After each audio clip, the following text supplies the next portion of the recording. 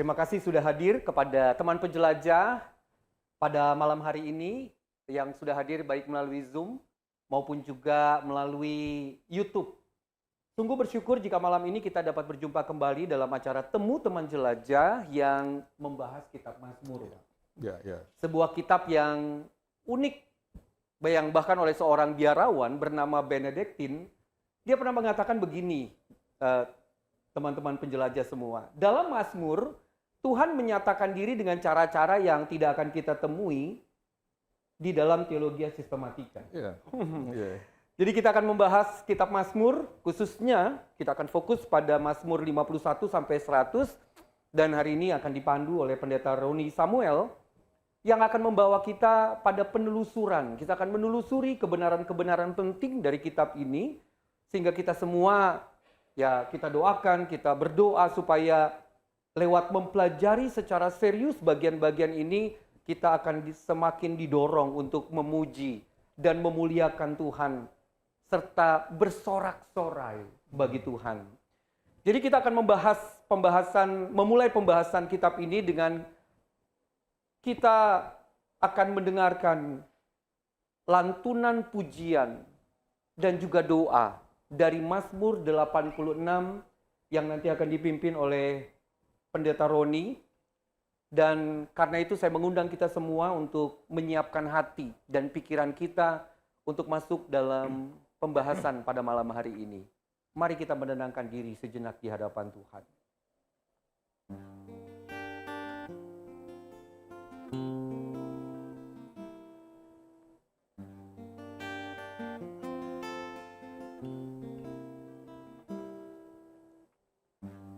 Arahkanlah telingamu,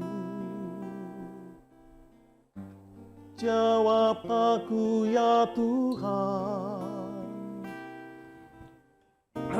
Jagalah hidupku, selamatkan daku. Engkau Tuhan Allahku, padamu ku berseru. Buatlah hati hamba-Mu bersuka cita. Engkau ya Tuhan Allah, penyayang pengasih, panjang sabar berlimpah, kasih dan setia.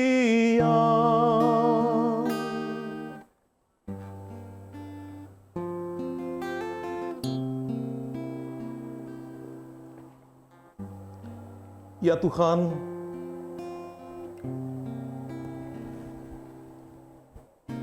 di tengah kesengsaraan dan kemiskinan jiwa kami,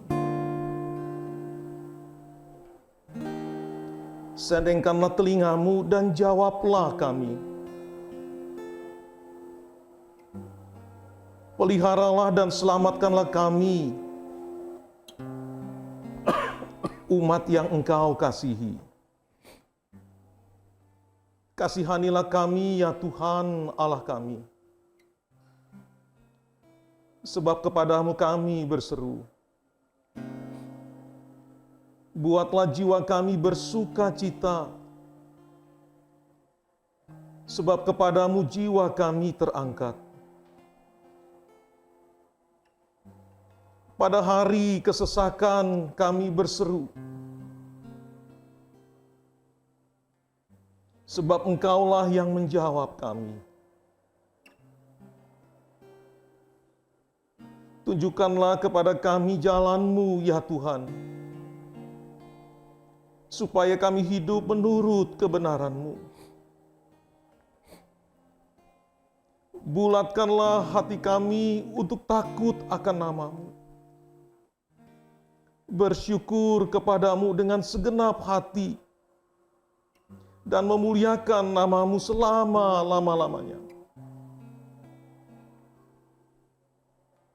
Dalam kesetiaan-Mu, Engkau telah melepaskan nyawa kami dari dunia orang mati melalui Yesus Kristus, Juru Selamat kami.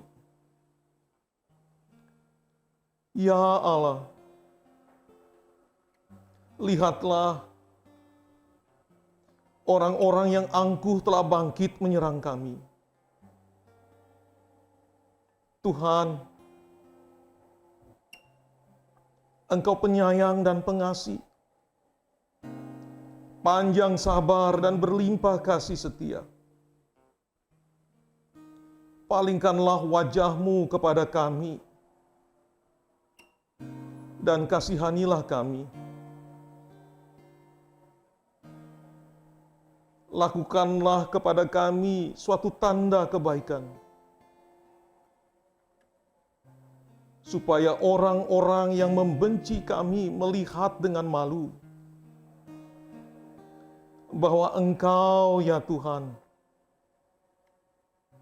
telah menolong dan menghiburkan kami. Di dalam Yesus Kristus,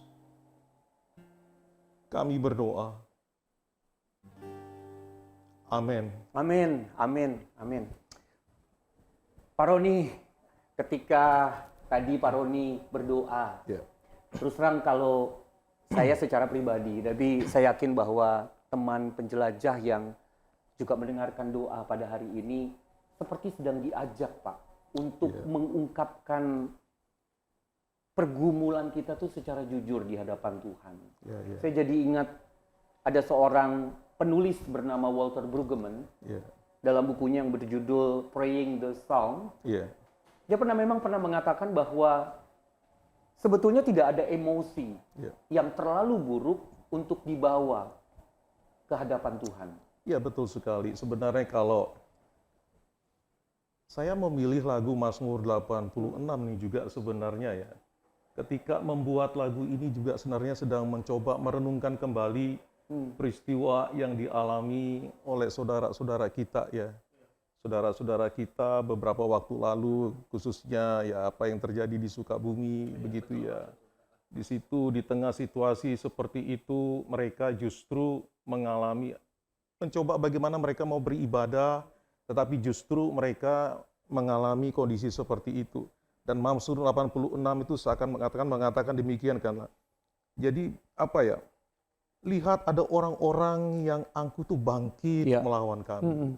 Nah, itu kemudian mendorong saya coba membuat lagu Mazmur 86 dan menyanyikan pujian ini bagi kita pada malam hari ini. Nah, jadi di situ sebenarnya kita melihat ya ada satu kekuatan spiritual dari Mazmur sebenarnya ya. Bahwa kita tuh diajak untuk menjadikan Mazmur itu sebagai doa kita. Dan memang tidak ada bagian dalam jiwa kita sebenarnya tidak terwakilkan dari Mazmur. Ya, kekuatan spiritual Mazmur ini juga sebenarnya sudah dinyatakan ya kalau kita mau lihat kembali ke perjalanan sejarah, apalagi hari ini kita bertemu dengan teman-teman penjelajah, maka sebenarnya kita sedang mencoba diajak untuk menjelajah kembali ke belakang. Ya, di abad keempat ada seorang tokoh ya atau bapak gereja bernama Agustinus melihat Mazmur itu sebagai cermin dari jiwa. Maju lagi ke depan di abad ke-16 ada seorang teolog John Calvin mengatakan bahwa Mazmur itu sebagai anatomi dari jiwa. Ya.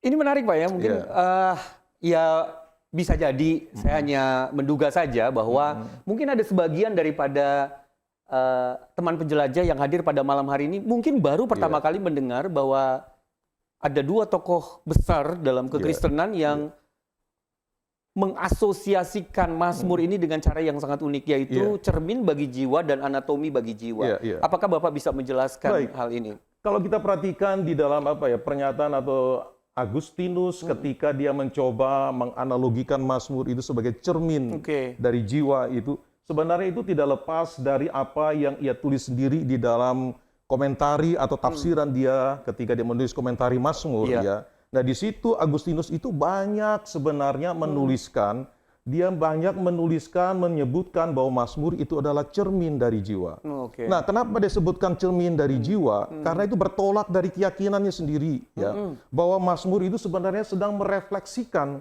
segala aspek pengalaman manusia dalam relasinya dengan Allah.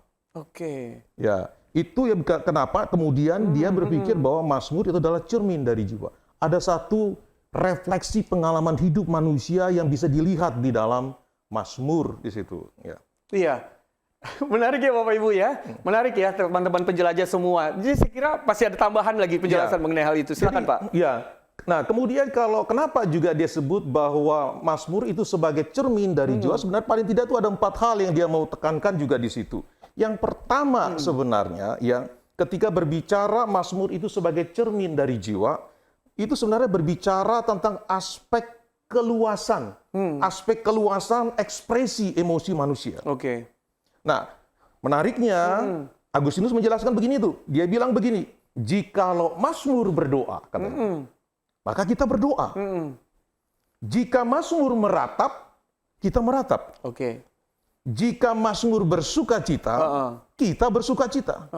Dan jika Mazmur itu berharap, maka kita pun berharap di situ. Oke. Pak, ini manis sekali sebetulnya ya kalimat yang diungkapkan oleh Agustinus tentang Mazmur ini. Jadi izinkan saya mengulanginya lagi ya. Kalau Mazmur itu berdoa, maka itu seperti kita sedang berdoa. Kalau Mazmur itu sedang mengekspresikan kesedihannya, maka kita juga sebetulnya ikut sedih. Betul.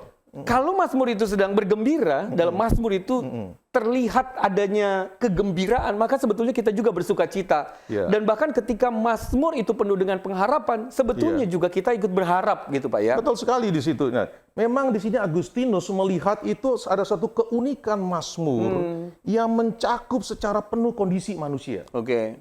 Di dalam Mazmur itu dilihat ada sukacita, ada penderitaan, ada kemarahan, ada pertobatan, ada kerinduan, ada pujian, dan kepercayaan. Nah, karena itu ketika jiwa, yakni kita ini, membaca Mazmur sebenarnya, maka jiwa itu sebenarnya sedang melihat gambaran dirinya itu secara jujur dan hidup di situ. Di hadapan Allah ya Pak Di hadapan Allah ya. Berarti saya nggak salah dong Pak ya. Kalau tadi di awal saya bilang bahwa ketika saya mendengar Bapak berdoa dengan mengutip Mazmur 86, bahkan melantunkan pujian yang terinspirasi dari itu, lalu saya katakan bahwa saya sedang dibawa untuk memperlihatkan diri saya secara jujur di hadapan Allah. Benar di situ ya. Dan yang kedua itu masih pertama itu. Dan yang kedua itu berkaitan ketika Agustinus berkata bahwa Mazmur adalah cermin dari jiwa. Maka di situ juga Agustinus melihat ada semacam identifikasi kristologis. Ya, di dalam pembacaan Agustinus yang berpusatkan Kristus ketika membaca kitab suci, ia percaya sebenarnya bahwa suara Kristus dan tubuhnya, yakni gereja itu sedang ditampilkan secara keseluruhan melalui Mazmur itu sendiri. Oh, pantesan ya kalau misalnya dalam persiapan kan kita baca bagian ini Pak ya, buku tentang teman jelajah dari Mazmur 51 sampai 100, maka di halaman 44 yang ketika berbicara tentang bagaimana tadi Bapak bilang bahwa ada identifikasi kristologis di sana, nampaknya penulis yaitu Mike Writer, dia mengatakan sesuatu yang sangat menarik di sini. Dia katakan sepanjang sejarah tidak ada alasan bagi penganiayaan berat yang dihadapi gereja selain karena kesetiaannya kepada Kristus. Selain karena kesetiaannya kepada Apakah Kristus. ini sejalan dengan apa yang dikatakan oleh tentang identifikasi kristologis tadi Pak? Betul. Karena kalau kita perhatikan juga ya, kita melihat di dalam Mazmur 69 itu kan sebenarnya dijelaskan di situ tentang penderitaan yang dialami oleh Daud kan. Iya, betul. Ya, meskipun sebenarnya situasi yang dihadapi Daud itu tidak dijelaskan secara terinci sebenarnya. Betul, Tetapi Mazmur 69 itu hanya mencatat ada beberapa bagian yang kalau kita baca itu begitu kita sedang diidentifikasi dengan situasi seperti itu. Di situ pemazmur mengatakan gini, aku tenggelam ke dalam rawa yang dalam. Tidak ada tempat bertumpu. Aku telah terperosok ke air yang dalam. gelombang pasang itu menghanyutkan aku.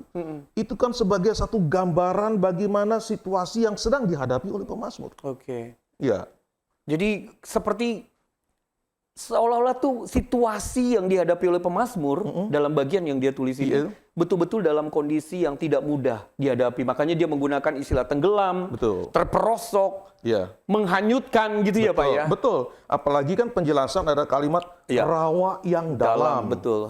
Tidak ada tempat bertumpu. Yes. Iya. Pernah bayangin kalau kita di dalam satu di lautan atau Pak. di air sungai yang Iya. dalam dan kita berada di tengah tapi tidak ada tempat bertumbuh, itu rasanya itu Iya. berada dalam situasi yang sangat berbahaya sekali. Betul Pak. Kemudian ada gelombang pasang. Itu kan sebenarnya sedang menjelaskan kondisi kehidup manusia itu yang tidak berdaya. Iya. Helplessness kalau mau dikatakan. Nah, bagi Agustinus, suara ini merupakan suara Kristus dan suara gerejanya juga. Iya. Jadi, kalau kita perhatikan di sini ya, cermin itu tidak hanya merefleksikan emosi kita gitu. Tetapi juga merefleksikan penderitaan Kristus. Oke. Pemerintahan Kristus dan kebangkitan Kristus. Jadi dengan demikian kalau kita perhatikan di situ ya, pengharapan dan kesulitan gereja itu sedang dipersatukan dengan Kristus. Oke. Identifikasi mendalam ini menjadikan Mazmur itu bukan hanya bersifat personal, Oke. melainkan bersifat komunal, korporat, menjangkau banyak orang. Iya.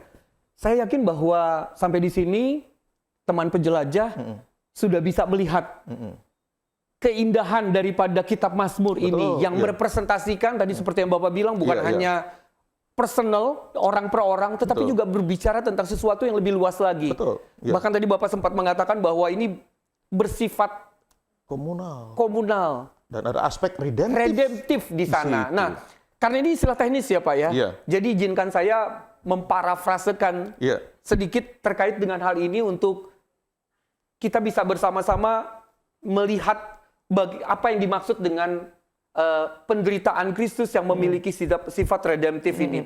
Bagi saya ini berarti Mazmur memuat penderitaan dan kemenangan Kristus. Iya. Maka membaca Mazmur sebetulnya juga membawa kita ke dalam kisah penebusan. Iya.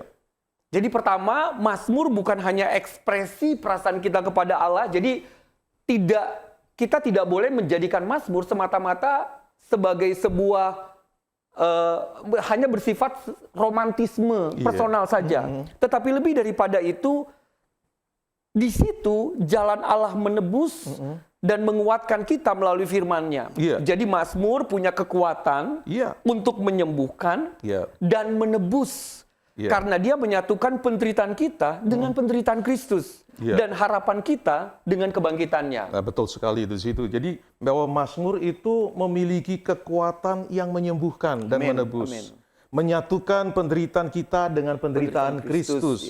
Harapan kita dengan kebangkitan Kristus. Nah, disitulah sebenarnya letak aspek formatif dari Mazmur. Jadi ketika umat itu berpartisipasi di dalam membaca atau menyanyikan Mazmur, maka Mazmur itu dapat membentuk atau memformasi mereka secara spiritual. Nah, jadi bagi Agustinus di sini, Mazmur itu tidak hanya memaparkan pengalaman hidup manusia. Mazmur juga itu memiliki aspek formatif yang membentuk di mana jiwa seseorang itu sedang dilatih sebenarnya untuk mengarahkan cintanya kepada Allah. Oke, itu menarik sekali Pak. Oh iya, saya jadi ingat di dalam tulisan Mike Writer yang terdapat di dalam buku Teman Jelajah, yang Bapak Ibu tentu saya harapkan juga sudah menerimanya. Di dalam Mazmur 70, dalam perenungan Mazmur 70, di sana dikatakan bahwa salah satu aspek dari buah roh adalah kesabaran. Dan uniknya Mazmur 70 ini adalah Mazmur ratapan sebetulnya. Yang ditempatkan di antara dua Mazmur ratapan yang cukup panjang, yaitu Mazmur 69 dan 71. Betul di situ. Karena itulah sebenarnya Daud itu berseru di tengah situasinya yang genting. Iya, di tengah situasi dia genting, dia berseru memohon Tuhan itu datang segera menyelamatkannya. Dan disinilah kesabaran dari si Daud itu. Dilatih untuk menantikan pertolongan Tuhan di situ. Dan itu tidak mudah. Kalau Bapak bicara tentang itu ya, Iya. ini kalau boleh saya, bukan curhat sih ya, teman Iya. jelajah semua, tapi mau cerita sedikit. Jujur saja sih sebetulnya ketika saya mempersiapkan acara ini, di mana saya diminta juga untuk menjadi rekan pemandu Iya. dalam acara ini, sebetulnya kondisi saya dengan keluarga itu sedang tidak baik-baik saja, Pak. Iya, iya. Itu ada masalah yang menggoncang sebetulnya kehidupan keluarga kami. Ya tentu saya tidak bisa menceritakan secara detail tentang hal Iya. itu, tetapi yang pasti kami sangat bergumul dengan itu. Iya, iya. Dan ketika saya membaca bagian ini, terus terang nggak gampang memang, Betul. Pak. Karena ada semacam kecenderungan secara manusiawi, saya tuh berharap masalah bisa segera selesai gitu. Iya. Karena masalah ini memang terus terang membuat pikiran, emosi itu seperti tertekan begitu ya. Maksudnya saya jadi Campur merasakan aduk gitu ya. campur aduk yang saya nggak bisa deskripsikan juga sebetulnya, Pak. Iya, iya. Sehingga di dalam doa-doa saya bahkan ada seperti dorongan gitu ya, Allah cepatlah, Allah cepatlah gitu ya. Padahal kalau kemudian saya renungkan di dalam Mazmur pasal yang ke-70 khususnya ayat yang kedua, memang pemazmur itu menuliskan, mencantumkan kata kush dalam bahasa Ibrani yang sebetulnya diartikan dengan berlari, segera, tidak menunda gitu. Jadi sama, saya membayangkan bahwa apa yang dituliskan oleh Mazmur itu menjadi bagian dari persoalan saya sekarang gitu. Iya. Ada kegentingan di sana. Iya. Tetapi menariknya Pak, di dalam Mazmur 70 ini seolah ada rem yang justru mengingatkan saya untuk sabar gitu. Iya, iya. Persoalan yang dihadapi itu harus dihadapi dengan penuh kesabaran. Ya. Bagaimana menurut Bapak? Ya, betul juga. Jadi seperti gini, apa yang dialami ya oleh Bung Aran juga, itu pun juga pernah saya alami sebenarnya ya. Karena saya bergumul juga itu dengan apa ya? Ya jujur saya harus berkata, saya bergumul dengan kakak saya dulu ketika dia didiagnosa dengan sakit gagal ginjal itu. Itu saya sampai menangis di hadapan Tuhan. Ya. Dan yang menjadi doa-doa saya itu adalah Mazmur. Bahkan saya sampai pernah berdoa, Mazmur 88 itu saya bilang begini, Tuhan, saya bilang, kenapa engkau meninggalkan? Seakan-akan tidak ada pertolongan. Ya. Kalau Mazmur 88 itu kan Mazmur paling gelap, dikatakan dalam kitab suci. Ya. Karena di akhir dari ayat itu cuma dikatakan, dan kawanku itu adalah kegelapan. Orang-orang itu pada menjauh. Ya. Kenapa menjauh? Karena situasinya tidak mudah. Apalagi pada waktu adalah COVID juga. Ya. Dan di situ saya berdoa, Tuhan segera tolong, Iya. segera tolong. Nah di sini sebenarnya Ya. melalui Mazmur kita ini sebenarnya sedang diajak sebenarnya itu melihat. Ya di dalam kacamata seorang Agustinus itu dia mengajak kita tuh melihat bagaimana firman Tuhan itu sedang melatih kita itu untuk menjadi sabar. Iya Pak, betul. Dan ini sejalan juga sebenarnya dengan pemikiran Anselmus, seorang bapak gereja di abad yang sama hidup dengan si Agustinus. Ya. Dia melihat bahwa Mazmur itu adalah sebagai sarana latihan bagi jiwa. Dia katakan apa? Gymnasium of the soul. Bagaimana itu relasinya Pak dengan kehidupan kita Pak? Nah, ini menariknya sekali gini ya. Nah, ketika Agustinus melihat itu ya bahwa Mazmur itu juga sebagai sarana latihan bagi jiwa, itu pun juga tidak bisa dilepaskan dari pengalaman seorang Agustinus. Ya. Jadi ketika Agustinus itu berkata demikian, itu bukan sekedar sebuah konsep yang awang-awang. Iya. Karena dia pun juga mengalami kehidupan yang tidak mudah. Dia mengalami bagaimana kehidupan masa lalunya itu lebih cintanya itu diarahkan bukan kepada Allah, tetapi diarahkan kepada hawa nafsu. Iya. Sehingga hidupnya itu adalah hidup yang penuh dengan kerusakan. Oke. Walaupun pada satu titik dia kemudian mengalami pertobatan di situ. Nah karena itu bagi Agustinus, dia melihat itu bahwa melalui Mazmur itu ya, hasrat cintanya itu kembali diarahkan kembali kepada Allah. Oke. Sesuai dengan kebenaran ilahi. Iya. Karena itu bagi dia, seiring seorang itu bernyanyi atau mendoakan Mazmur, perlahan-lahan dirinya itu akan dibentuk kembali menjadi serupa dengan Kristus di situ. Wow, saya yakin Pak bahwa mungkin ada juga teman-teman penjelajah Ya. yang hadir pada malam hari ini juga sedang mengalami situasi Ya. yang penuh pergumulan juga. Iya. Ada mungkin di antara kita yang sedang bergumul dengan sakit penyakit, ada yang bergumul dengan banyak hal ya Pak ya. Tapi apa yang disampaikan pada malam hari ini, satu kutipan yang sangat penting saya pikir, yang saya pikir bisa kita catat juga ya, di dalam lembaran-lembaran buku yang ada di dekat kita. Satu kalimat ini penting buat saya Pak, dan saya pikir ini saya perlu ulangi juga untuk teman-teman penjelajah yang saat ini ikut di dalam acara ini. Seiring seorang bernyanyi atau mendoakan mazmur, maka perlahan-lahan dirinya akan dibentuk kembali untuk menjadi serupa dengan Kristus. Saya pikir ini kalimat yang sangat penting untuk kita pegang, khususnya ketika kita sedang berada dalam situasi sulit seperti yang saya sedang hadapi pada saat ini bersama dengan keluarga, Pak. Iya. Ya, itu betul sekali gitu. Tetapi sebenarnya juga ya ada satu unsur yang lain juga di situ. Itu bicara tentang memang pengalaman eksistensial kita sebagai manusia di mana kita sedang menghadapi situasi seperti itu ya. Dan itu tidak bisa kita ingkari. Betul, Pak. Ya. Jadi ketika kita menyanyikan, ketika mendoakan Mazmur itu menjadi bagian kita yang menghibur dan meneguhkan kita. Tetapi ada aspek keempat di sini. Iya. Nah, dari aspek keempat itu pemikiran Agustinus tentang Mazmur, ketika berkata Mazmur itu sebagai cermin bagi jiwa. Mazmur itu sesungguhnya juga memiliki natur dialogis. Natur dialogis. Dialog. Dialog. Jadi Mazmur itu bagi Agustinus itu adalah sebuah dialog antara Allah dengan manusia. Allah berbicara kepada kita dan kita merespon dengan menggunakan perkataan-perkataannya di dalam Mazmur itu. Nah, kualitas reflektif ini menambahkan metafora atau analogi cermin yang digunakan Agustinus itu, bahwa ketika kita masuk ke dalam Mazmur, ketika kita baca masuk ke dalam Mazmur itu, tetapi sesungguhnya Allah itu masuk ke dalam kita melalui Mazmur. Meyakinkan kita, menghibur kita, bersekutu dengan kita. Iya. Kalau saya secara pribadi Pak ya, asosiasi dari Agustinus ketika dia bicara tentang cermin gitu ya, itu dalam bayangan saya berarti kita dapat melihat pantulan diri kita dengan segala macam emosi dan kerinduan sebagaimana yang diperlihatkan oleh pemazmur. Iya, betul. Iya.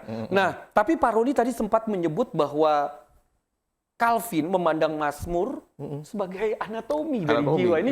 Ini juga merupakan istilah menarik, tapi menurut saya Bapak Ibu jangan khawatir dengan istilah-istilah ini, karena sebetulnya ini mengandung pemahaman dan kebenaran yang sangat penting ya untuk kita semakin melihat bagaimana Mazmur itu seharusnya menjadi bagian dalam kehidupan kita. Silakan Pak Roni. Ya begini, jadi memang di kalimat pengantar dari Mazmur ya, tafsiran Mazmur yang ditulis oleh John Calvin. Calvin itu sering menyebutkan Mazmur itu, dia terbiasa menyebutkan Mazmur itu sebagai anatomi dari seluruh bagian tubuh. Nah, ini menarik sekali sebenarnya, karena dia sebut bahwa Mazmur itu adalah anatomi bagian dari seluruh tubuh. Pak, itu jadi mengingatkan kita tentang anatomi sebagai bagian-bagian dari tubuh manusia. Bagaimana itu merelasikannya? Nah, memang metafora anatomi yang Calvin gunakan itu sebenarnya bersifat medik atau diagnostik di situ. Nah, bagi Calvin itu ya, menurut dia itu sebagaimana buku anatomi, mencoba menyingkapkan bagian-bagian tubuh manusia. Mazmur pun sebenarnya itu sedang menyingkapkan dan memeriksa setiap afeksi, emosi, hasrat kita, penderitaan kita, sukacita dari jiwa kita. Mazmur. Bagaimana itu dilakukan, Pak? Sehingga kita bisa mengatakan bahwa Mazmur menyingkapkan dan memeriksa setiap afeksi, hasrat, penderitaan, sukacita. Nah, ini menarik. Paling tidak ada tiga hal nih. Pak, silakan Pak. Kalau ketika berbicara Mazmur di dalam metafora diagnostik medik dari anatomi yang digunakan oleh Calvin itu ya. Pertama, Mazmur itu sebenarnya merupakan sarana untuk mendiagnosa jiwa itu dengan jelas. Melalui Mazmur sebenarnya kehidupan batinnya seseorang itu sedang dibedah dengan ketepatan spiritual. Dan untuk apa? Menunjukkan apa?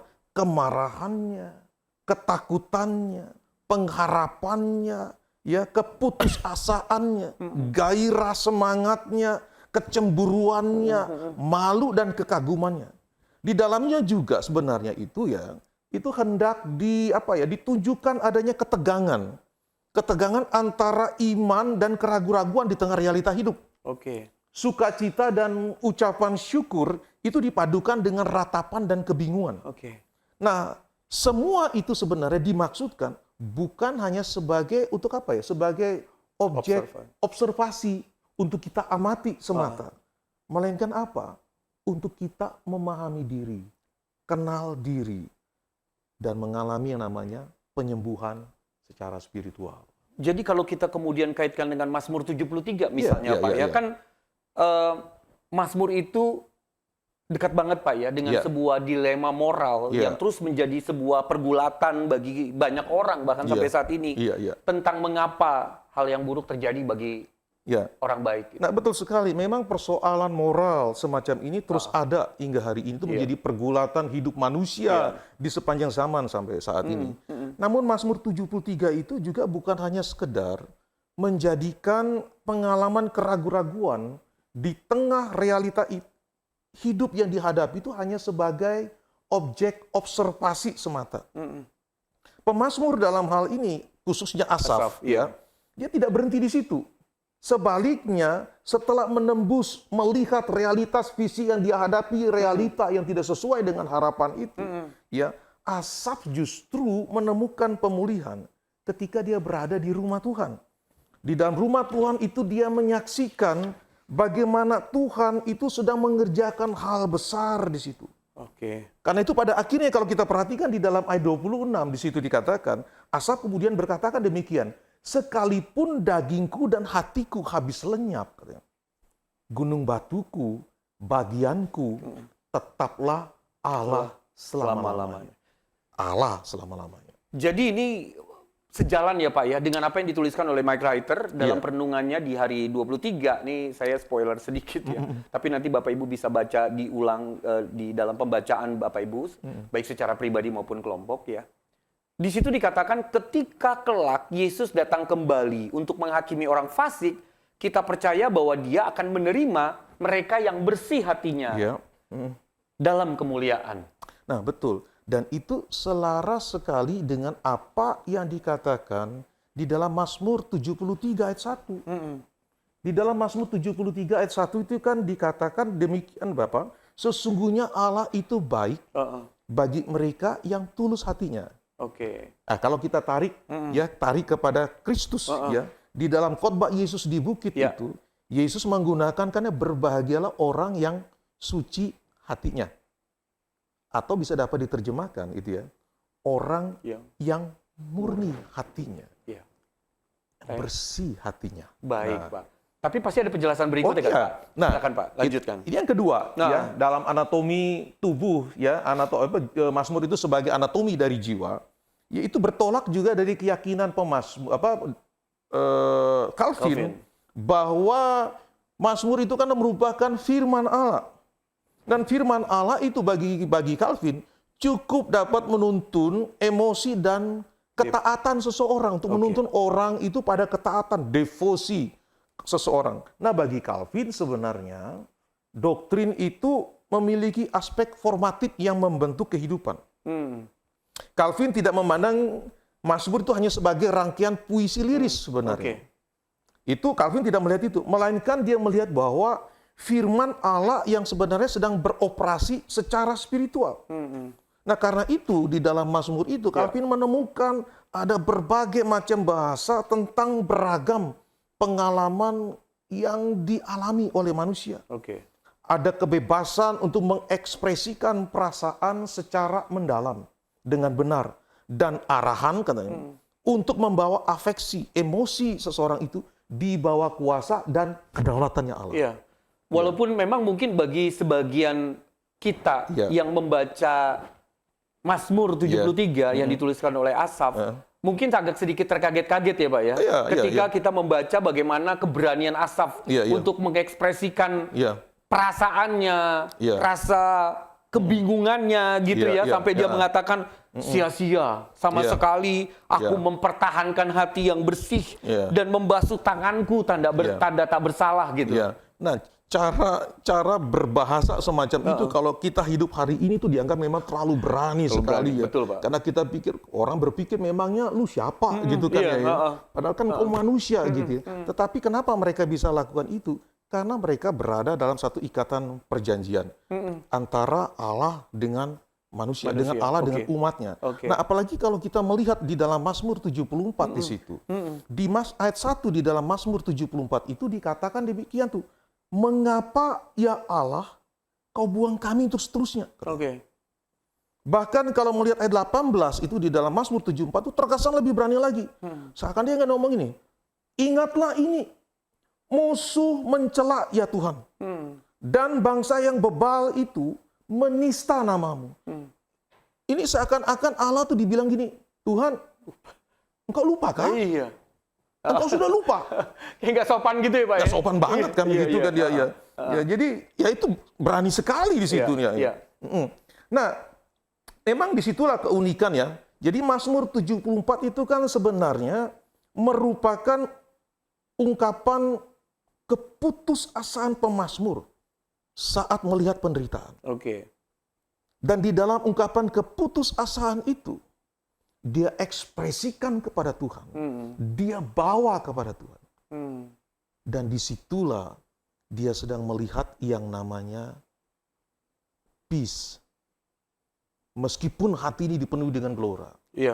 Nah, itu sebenarnya yang kemudian menjadi poin ketiga sebenarnya. Bahwa melalui Mazmur itu, jiwa kita itu sedang dilatih untuk menuju Allah. Nah, ini menarik sekali. Kenapa? Karena di sini sebenarnya Calvin itu sebenarnya sedang menggemakan kembali apa yang dipikirkan oleh Anselmus di abad keempat yang kemudian juga dipakai juga oleh Agustinus di situ. Bahwa Mazmur itu adalah sebagai sarana latihan bagi jiwa. Gymnasium of the soul. Nah, dalam hal ini sebenarnya kalau mau saya katakan lebih lanjut ya Pak Bung Ara. Jadi sebenarnya Mazmur itu tidak hanya melatih kita mengenal Allah secara intelektual. Melainkan melatih kita untuk mengungkapkan perasaan emosi kita kepada Allah itu dengan jujur. Karena di dalam ungkapan perasaan emosi kita dengan jujur kepada Allah, justru di situ kita sedang menemukan yang namanya peace, relief, ketenangan. Karena kita bisa ekspresikan itu kepada Allah. Wow, luar biasa sekali Pak. Saya yakin bahwa ini untuk beberapa hal, nampaknya justru pemikiran-pemikiran dari para teolog terkemuka yang kita hormati itu justru membawa kita pada sebuah pernyataan-pernyataan yang barangkali kita nggak pernah pikirkan sebelumnya. Tentang bagaimana Mazmur beroperasi dalam kehidupan kita sebagai orang percaya secara spiritual. Dia bukan hanya sekedar, seperti yang tadi Bapak bilang ya, kayak semacam kumpulan lirik-lirik lagu yang hampa gitu ya. Tetapi lebih daripada itu, ada semacam hal yang sangat dalam yang Allah justru kerjakan lewat tiap Mazmur yang sama-sama kita bacakan, sama-sama kita renungkan, bahkan sama-sama kita nyanyikan gitu ya Pak ya. Karena memang nampaknya Mazmur tidak dimaksudkan untuk sekedar memenuhi pikiran kita ya Pak, atau memuaskan kognitif kita gitu ya, pikiran kita. Tapi lebih daripada itu melatih kita untuk mengungkapkan perasaan emosi kita secara jujur kepada Allah. Saya setuju dengan itu ya. Jadi bahkan juga di dalam kalimat pengantar ya, pengantar tafsiran akan kitab Mazmur itu juga. Calvin itu menulis, ya dia pernah menulis demikian, bahwa melalui Mazmur itu Roh Kudus itu telah menarik ke dalam kehidupan semua duka cita, kesedihan, ketakutan, harapan, kekhawatiran, kebingungan. Singkatnya teman penjelajah sekalian, bahwa semua emosi mengganggu yang membuat pikiran manusia gelisah itu ada di dalam Mazmur. Pak Pendeta Roni, saya yakin ya Pak ya. Maksud saya, kita semualah sama-sama mengakui bahwa dunia kita ini sedang tidak baik-baik saja sebetulnya. Jadi bukan hanya per person gitu ya, pribadi-pribadi, tetapi secara umum kita menemukan begitu banyaknya hal yang mendiscourage hidup kita sebetulnya, yang melemahkan diri kita dengan ketika kita melihat begitu banyaknya persoalan. Dan jujur saja, tema mengenai menemukan kedamaian di tengah kehancuran itu justru menjadi semakin apa kalau saya bilang ya, semakin jelas bahwa memang dunia ini karena kejatuhannya di dalam dosa memiliki konsekuensi apa yang kita lihat sekarang ini. Tetapi bukan berarti kita ditinggalkan oleh Allah sendirian di dalam situasi itu. Betul. Justru Mazmur memperlihatkan bahwa di dalam banyaknya peristiwa-peristiwa yang mendukakan hati, peristiwa-peristiwa yang menyakitkan hati, kita masih bisa tetap menemukan kedamaian. Betul. Di tengah penderitaan itu. Jadi kita coba menemukan bahwa di balik semua peristiwa itu ada makna yang bisa membuat kita teduh tenang. Oleh karena kita tahu kepada siapa kita berharap. Nah, menariknya gini ya. Saya jadi ingat satu buku yang pernah ditulis oleh seorang penyintas dari penyintas kekejaman Nazi. Ya. Namanya Viktor Frankl. Ya, dia pernah menulis satu buku itu yang berjudul Man's Search for Meaning. Jadi pencarian manusia akan makna. Nah, bagi Frankl ya, dia melihat bahwa kekuatan yang mendorong manusia itu tuh bertahan, itu bukan pleasure, kesenangan. Seperti yang dipahami oleh Freud. Freud bilang bahwa manusia itu drive yang mendorong dia untuk itu karena kesenangan. Ya. Di sisi lain juga ada seorang psikolog yang bernama Alfred Adler gitu ya. Dia melihat yang menggerakkan manusia itu adalah kekuasaan. Kemudian seorang filsuf Nietzsche itu juga mengatakan kekuasaan yang menggerakkan, mendorong seseorang begitu kan ya. Tetapi menariknya Viktor Frankl itu dia melihat bahwa yang membuat seseorang itu bisa bertahan, yang menggerakkan dia untuk bertahan di tengah situasi yang paling sulit sekalipun. Karena dia bisa melihat di situ ada makna. Ada makna. Jadi dia melihat bahwa di balik penderitaan, di tengah penderitaan sekalipun, maupun mengalami kehancuran yang mungkin yang sangat seperti kita ketahui ketika apa yang dialami oleh dia ketika di dalam kamp-kamp konsentrasi di Nazi itu. Tetapi dia melihat di situ bahwa di tengah situasi itu pun manusia bisa menemukan makna hidup. Saya pernah baca bukunya Frankl, Pak, dan kalau saya tidak salah, dia yang mencetuskan gagasan atau teori mengenai logoterapi. Logoterapi, betul, logoterapi. Jadi salah satu kekuatan dari logoterapi itu adalah menolong klien itu sebenarnya untuk menemukan makna hidup di tengah penderitaan. Dan menurut saya, kalau kita membaca Mazmur, pemazmur juga itu mencoba menemukan makna hidup di tengah situasi hidup yang tidak menentu. Di tengah kebingungan dia lihat antara realita hidup dengan harapan yang tidak sesuai gitu. Tetapi dia mencoba mencari makna hidup situ, menemukan makna hidup situ. Dan makna hidup itu dia temukan pada Allah. Nah, apalagi kita. Bukankah kita ini sudah mengenal Yesus Kristus yang sudah mati dan bangkit. Di dalam Kristus itulah kita menemukan makna hidup meskipun kita sedang berhadapan dengan situasi yang tidak menentu. Dengan kata lain sebetulnya gagasan Viktor Frankl itu bukan bermaksud untuk menggantikan Injil Pak ya. Tetapi paling tidak kita menemukan benang merahnya. Bahwa seperti pemazmur, tidak ada pengalaman hidup yang sia-sia. Apapun itu tatkala kita mempertautkannya pada Kristus gitu. Karena toh pada dasarnya seperti yang Paulus katakan dalam Roma, Paulus mengatakan kesengsaraan itu menimbulkan ketekunan. Ketekunan itu menimbulkan tahan uji. Dan tahan uji menimbulkan pengharapan. Betul sekali. Jadi kalau saya lihat juga di dalam struktur Mazmur apalagi bicara struktur Mazmur ratapan.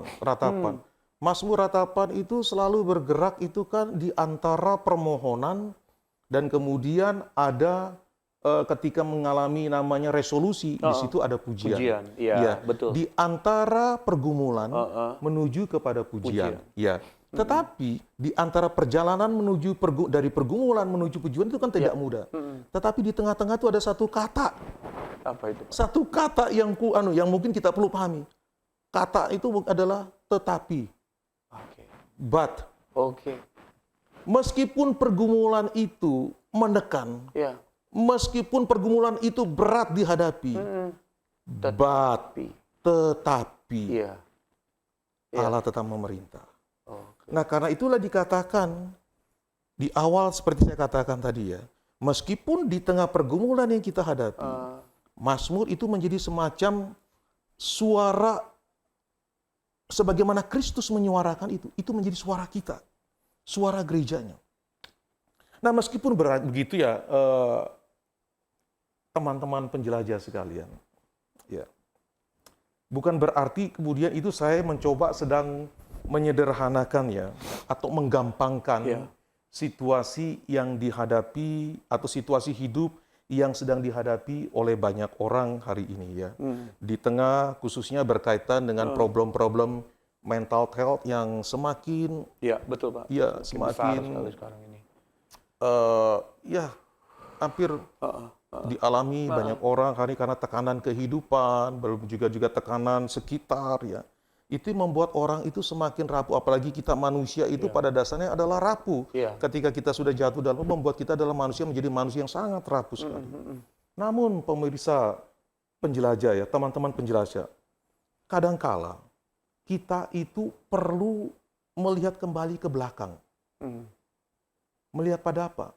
Melihat bagaimana umat Allah di sepanjang perjalanan sejarah itu memakai Mazmur itu sebagai sumber kekuatan mereka.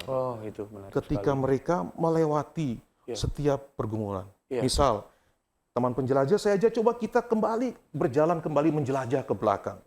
Misalnya, di abad keempat juga itu, ya sekitar tahun 300-an itu, ada seorang bapak gereja namanya Athanasius.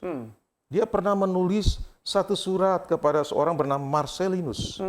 Nah, di dalam suratnya dia menuliskan, dia begini, dia berikan semacam nasihat kepada Marcellinus. Bahwa Mazmur itu menyediakan semacam terapi. Yakni bagi, apa dikatakan di Athanasius? Terapi Kristus. Untuk apa? Untuk menawarkan terapi dan koreksi yang cocok bagi setiap emosi. Nah, pikiran ini kemudian ditangkap juga oleh salah seorang bapak gereja dari namanya Gregorius dari Nisa itu. Di dalam salah satu tulisannya yang terkenal di On the Inscription itu, Gregorius memaparkan bahwa Mazmur itu seperti alat pemahat. Alat pemahat tahu ya? Tahu. Ya, alat yang digunakan sebenarnya untuk mengukir jiwa itu masuk ke dalam keserupaan ilahi. Jadi dengan kata lain sebetulnya apa yang kita baca, kita renungkan, kita gumuli bersama-sama lewat Mazmur gitu ya. Kita sampai pada satu kebenaran yang menurut saya ini penting untuk kita renungkan, bahwa pergumulan yang kita sedang hadapi saat ini apapun itu bukan akhir dari segalanya. Betul. Ya, bahkan kalau saya tambahkan satu lagi, Basil Agung itu, Basil Agung jadi sekitar ya tahun 329, 379 gitu dia membandingkan Mazmur itu dengan semacam obat, medicine. Dia bilang gini, bahwa melodi Mazmur itu sedang membawa kebenaran Allah itu ke dalam jiwa, meneduhkan kemarahan dan memulihkan yang namanya emotional illness. Wow. Luar biasa, Pak. Luar biasa ini. Jadi nggak heran ya orang-orang seperti Bapak gitu ya, yang memang Tuhan karuniakan juga tentu dengan talenta untuk memuji Tuhan gitu ya. Maksudnya punya suara bagus, punya kemampuan musikal yang bagus gitu. Itu kemudian melihat Mazmur itu menjadi sebuah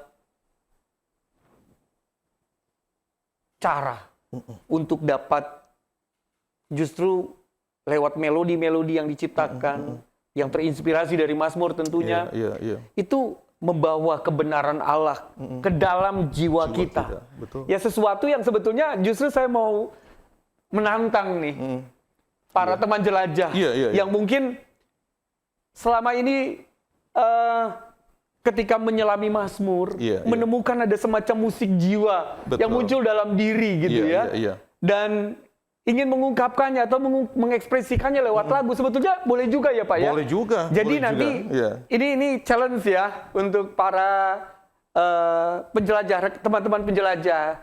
Silakan buat karya refleksi, nanti coba bagikan kepada kita. Iya. Betul ya Pak ya? Karena ada melodi-melodi yang tercipta dari pergumulan, tetapi yang diyakini, maksudnya dalam pergumulan itu kita tetap mempertautkan itu kepada Kristus, maka kebenaran Allah itu justru akan membentuk, memahat jiwa kita. Betul sekali, iya di situ. Jadi secara tidak langsung kan memang melalui Mazmur itu kan kita diajak, dan khususnya teman-teman penjelajah, teman-teman penjelajah, gunakanlah buku ini nih. Ini buku yang memang didesain mencoba menolong setiap kita itu untuk mencoba mengalami mengalami Allah yang sedang menyapa jiwa kita.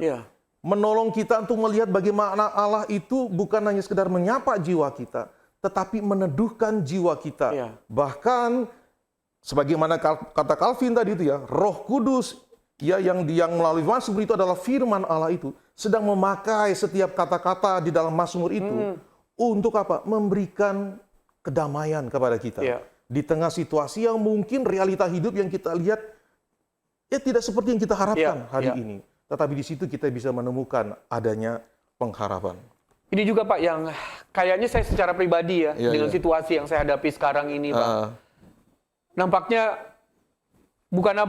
ini semakin menguatkan komitmen saya gitu ya untuk mempelajari secara serius bagian-bagian dari kitab Mazmur. Tentu dipandu dengan buku ini Pak ya, yang saya percaya bisa juga menolong kita, memberikan wawasan yang sangat baik tentang bagaimana kita bisa mendapatkan berkat lewat lirik-lirik dari Mazmur yang kita baca gitu ya Pak ya. Tapi yang pasti kebenaran firman Tuhan dari Mazmur itu tadi seperti yang Bapak bilang, ada beberapa poin penting tadi itu betul-betul menohok hati saya secara pribadi, sekaligus tapi menguatkan bahwa saya akan menemukan kedamaian di tengah penderitaan, di tengah kehancuran, di tengah situasi yang sulit. Justru kita bertemu dengan Tuhan lewat pembacaan dan Mazmur. Betul, karena Mazmur itu kan sedang mencoba membawa kita itu melihat bahwa realita hidup yang kita hadapi hari ini bukan akhir. Seperti saya katakan tadi, ada but, tetapi ada Allah yang memerintah di atas segalanya. Dia yang akan di dalam caranya itu akan membawa kita untuk melihat bagaimana dia sedang berkarya dan memberikan kedamaian kepada setiap kita, kehancuran kita. Pak, rasanya saya yakin ya bahwa teman-teman penjelajah yang saat ini ada di Zoom atau di YouTube yang mendengarkan acara kita tentu sangat diberkati melalui penjelasan yang Bapak berikan kepada kita pada malam hari ini. Tetapi waktu juga Pak yang memaksa kita untuk berhenti sampai di sini. Sayang banget sih memang, tapi saya yakin bahwa setiap teman penjelajah mendapatkan banyak berkat ya. Sekali lagi akan mendapatkan banyak berkat lewat penjelasan pada malam hari ini. Dan saya yakin juga bahwa teman-teman penjelajah juga tidak sabar untuk menemukan mutiara iman dari setiap bagian kitab Mazmur yang tentunya sekali lagi dipandu oleh buku Teman Jelajah Mazmur pasal 51 sampai 100 ya. Jadi sekali lagi kalau Bapak Ibu belum mendapatkannya, silakan hubungi kami untuk mendapatkannya sehingga bisa belajar kitab Mazmur untuk mendapatkan berkat melalui setiap bagiannya. Nah, jadi sekali lagi pemirsa teman penjelajah ya, teman-teman penjelajah sekalian. Baik, mari coba kita mungkin segera untuk bisa memesan buku ini untuk menjadi bahan panduan bagi setiap kita untuk menemukan mutiara-mutiara iman yang menghibur, meneguhkan kita di tengah situasi yang tidak mudah. Karena ada pertanyaan-pertanyaan reflektif yang akan mencoba menolong kita untuk menelisik sampai kedalaman jiwa kita untuk melihat bagaimana Allah berkarya di situ. Betul Pak, betul ya. Jadi kita berdua menyemangati kita semua, termasuk juga teman penjelajah yang ada di mana-mana yang mengikuti acara ini untuk ayo kita pelajari secara serius, secara sungguh-sungguh dan menemukan berkat melalui setiap bagian dari kitab Mazmur yang akan kita pelajari. Nah, tapi saya juga dengar nih Pak, Bapak menciptakan sebuah lagu yang kalau boleh dibilang terinspirasi dari Mazmur 100. Bolehkah Bapak menceritakan kepada saya sebelum nanti teman-teman penjelajah, Pak Roni akan menyanyikan, dan saya mengundang kita juga ya Pak ya nanti untuk menyanyikannya, karena beliau menciptakan sebuah lagu yang sangat sederhana tapi enak banget gitu, tapi terinspirasi oleh Mazmur 100. Nah, apakah bisa bercerita sedikit Pak tentang Mazmur jadi sebenarnya gini, ketika kita mencoba melihat Mazmur 51 sampai 100 sebenarnya secara ringkas kalau mau saya bilang Mazmur 51 sampai Mazmur 100 itu sebenarnya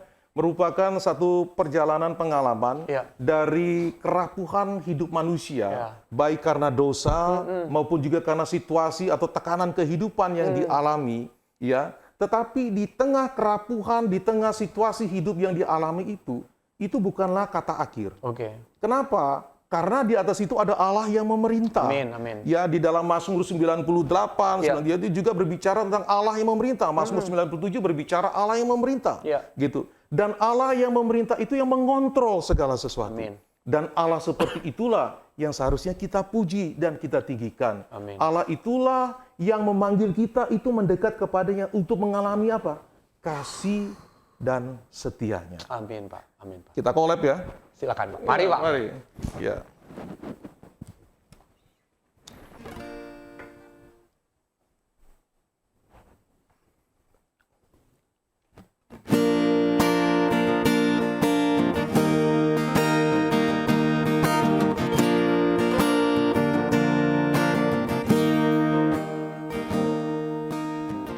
Bersorak-soraklah bagi Tuhan, hai segenap bumi, beribadahlah kepada Tuhan dengan sukacita. Ketahuilah bahwa Tuhanlah Allah, Dialah yang menjadikan kita, milik Dialah kita umatnya, kawanan dombanya. Masuklah melalui pintu gerbangnya dengan nyanyian syukur, ke dalam pelatarannya dengan puji-pujian. Bersyukurlah padanya dan pujilah namanya, sebab Tuhan itu baik, kasih setianya tetap.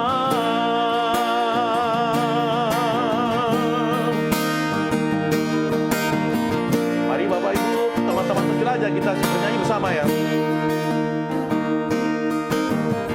Bersorak-soraklah bagi Tuhan, hai segenap bumi, beribadahlah kepada Tuhan dengan sukacita.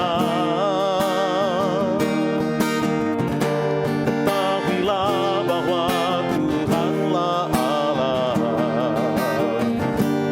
Dialah yang menjadikan kita,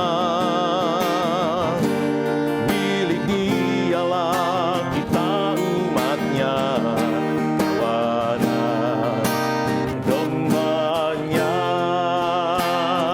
Masuklah melalui pintu gerbangnya dengan nyanyian syukur, ke dalam pelatarannya dengan puji-pujian.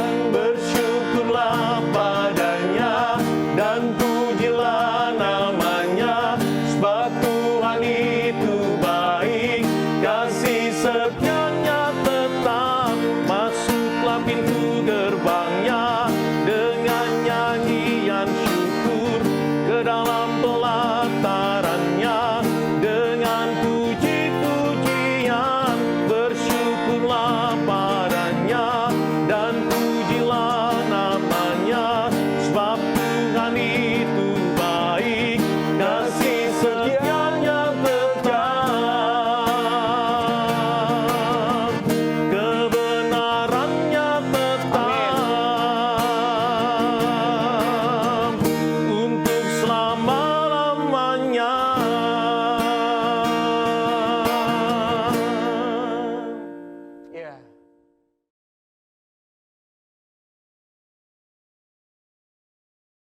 katanya udah banyak pertanyaan yang sudah masuk nih Pak. Wow.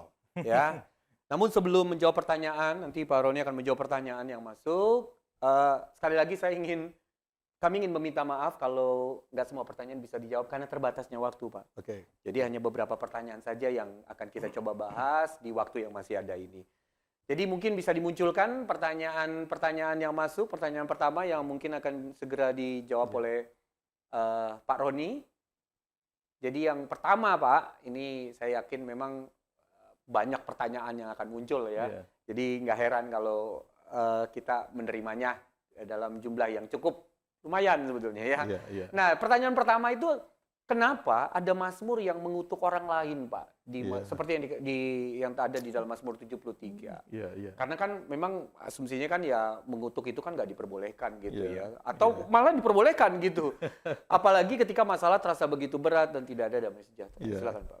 Ya, Yesus mengajarkan itu. Ya, terima kasih nih pertanyaan yang baik sekali ya. Memang kita mungkin akan bisa bertanya demikian karena kita juga di dalam Perjanjian Baru diajarkan Yesus berkata itu ya, berdoalah untuk musuh-musuhmu betul, ketika mereka berdoalah untuk mereka. Tapi kita perlu pahami sebenarnya konteks di mana ketika Mazmur kutukan itu muncul. Ya.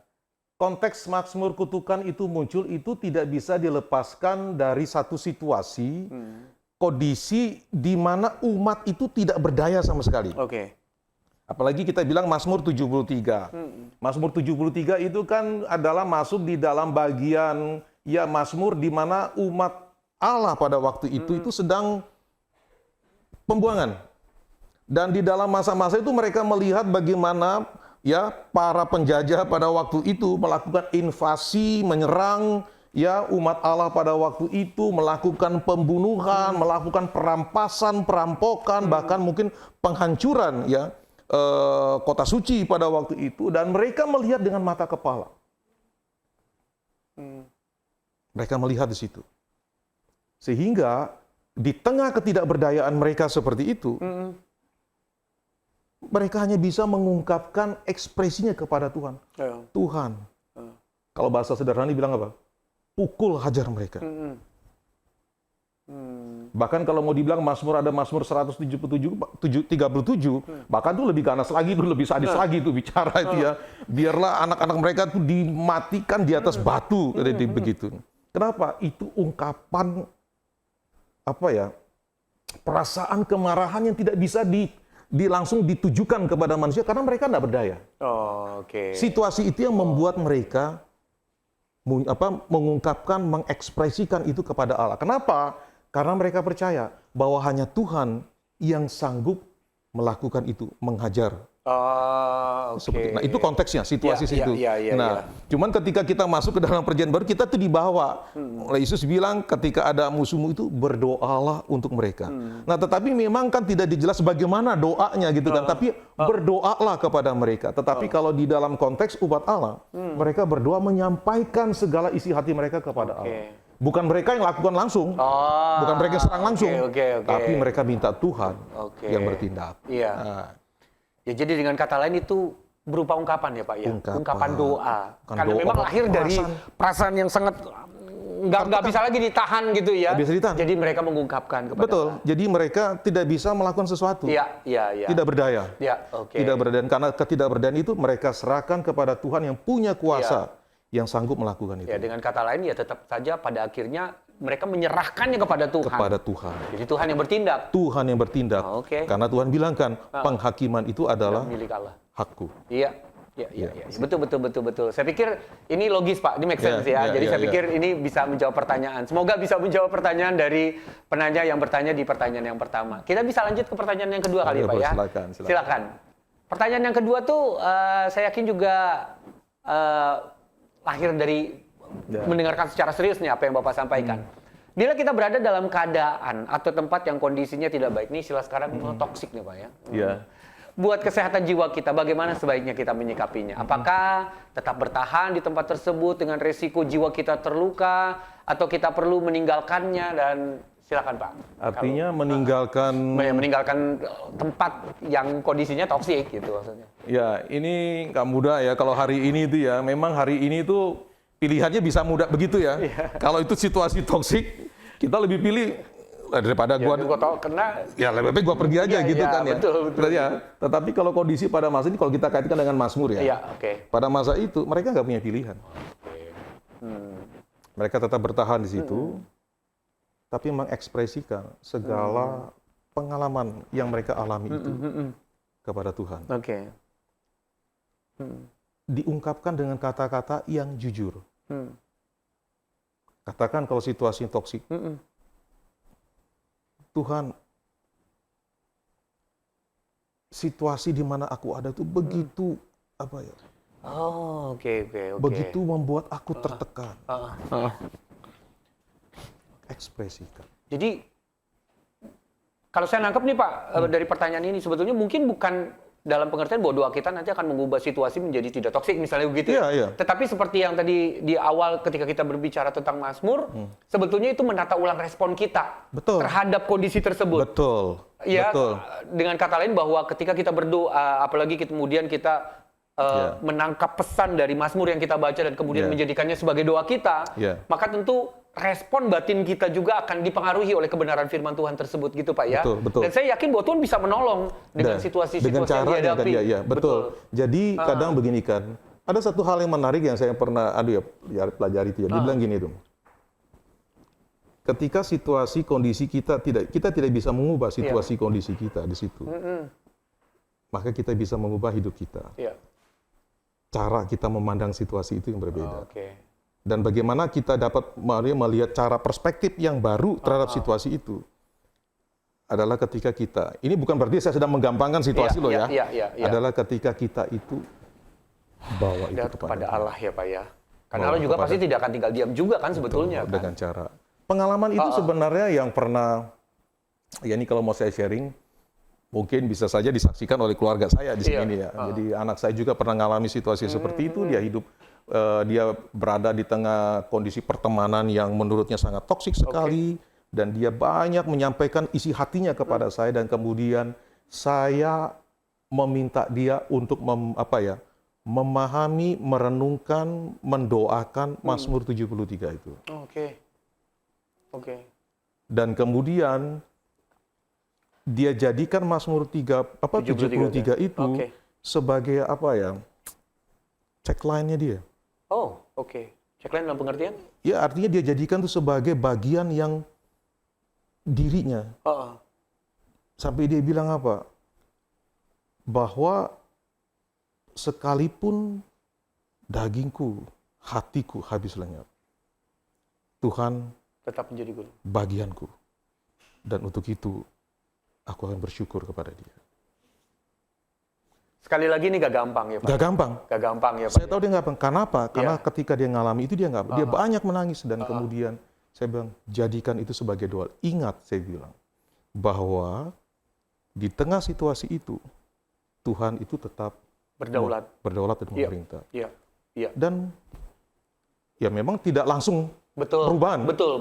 Berapa bulan dan kemudian dia bisa cope dan dia mengatasi itu dan dia tetap berada di tengah situasi. Betul sekali. Saya yakin sih itu Pak. Maksudnya gini, kalau bagi saya secara pribadi, kalau boleh menambahkan sedikit, pergulatan kita, entah itu pergulatan batin kita atau pergulatan hidup kita, sepanjang kita tahu kemana kita pergi, yaitu kepada Allah, maka saya punya keyakinan bahwa walaupun sekali lagi ini proses yang bisa berbeda setiap orang. Ada yang panjang, ada yang pendek. Tetapi saya yakin bahwa Allah tidak akan pernah meninggalkan kita. Begitu ya Pak ya? Dan itu yang saya pikir menjadi pengharapan dari semua pemazmur. Bahkan di Mazmur di mana seolah tidak ada. Jadi maksudnya seperti seolah jalan buntu. Tetapi tetap kita melihat pesan yang sangat jelas di sana. Bahwa dia mempercayai Allah. Dan kepercayaan kepada Allah itulah yang sebenarnya saya pikir menjadi fondasi dia sebenarnya untuk bisa melangkah. Kira-kira begitu. Kira-kira begitu.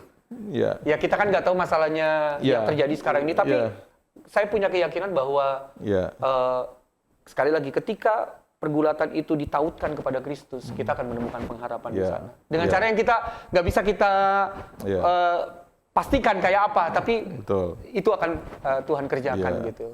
Walaupun sebenarnya di dalam proses-proses mungkin konseling gitu kan ya, mungkin juga bisa juga Pak. ada saran-saran yang lain bisa kita dapatkan ketika kita berada di tengah kondisi toksik gitu ya. Tetapi melalui malam hari ini sebenarnya kita itu mau diajak untuk melihat bagaimana Allah itu sedang berkarya itu untuk membentuk kita. Betul Pak, betul. Satu pernyataan yang menarik itu bilang gini, Allah bisa saja mengambil situasi toksik itu. Tetapi kenapa Allah tidak mau mengambilnya? Karena dia peduli dengan karakter hidup kita. Dia lebih peduli di situ. Dan dia mau bentuk di situ kita. Karena justru melalui situasi itu, membentuk kita menjadi orang yang strong. Cuma untuk menjadi orang yang strong, kuat, kita harus mengarahkan pandangan kita. Seperti Mazmur 51 sampai 100 tadi kan. Di tengah situasi kerapuan hidup manusia, ada kata tengah itu, but. Situasi itu tidak berakhir di situ. Ada Allah yang berdaulat atas segala sesuatu. Dan di dalam waktu, timingnya dia akan menyingkapkan segala sesuatu untuk membangun kita, dan dia akan menunjukkan banyak hal bagi kita. Saya berharap, walaupun mungkin kita tidak bisa menjawab sepenuhnya apa yang menjadi pertanyaan dari kakak yang bertanya, tapi saya berharap bahwa apa yang Mazmur sudah singkapkan, tadi kita sudah bahas bersama, dan juga dalam perjalanan kakak kelak, ya, dalam perjalanan bergumul bersama Allah, dalam pembacaan Mazmur gitu, itu semakin menguatkan ya. Betul, gitu ya Pak ya. Oke. Bolehkah kita masuk ke pertanyaan ketiga?